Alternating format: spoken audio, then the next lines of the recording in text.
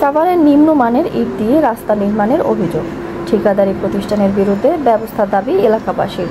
বিস্তারিত তথ্যচিত্রে মোহাম্মদ আসিফুজ্জামান আসিফ।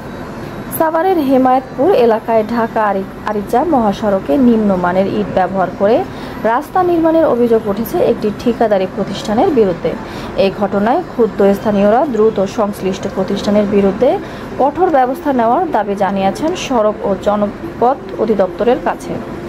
স্থানীয় সূত্রে জানা গেছে, মহাসড়কের গুরুত্বপূর্ণ এই অংশে ঠিকাদারি প্রতিষ্ঠান ডে এন্টারপ্রাইজ নিম্নমানের ইট ব্যবহার করে রাস্তা নির্মাণের কাজ শুরু করে। এতে ক্ষোভ প্রকাশ করেন এলাকাবাসী।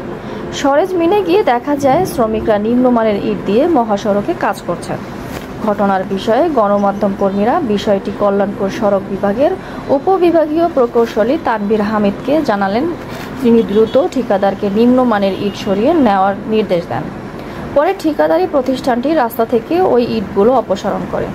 এ বিষয়ে ডে এন্টারপ্রাইজের সাইট ম্যানেজার রাজু আহমেদ বলেন, নিম্নমানের ইট রাস্তা থেকে সরিয়ে নেওয়া হয়েছে।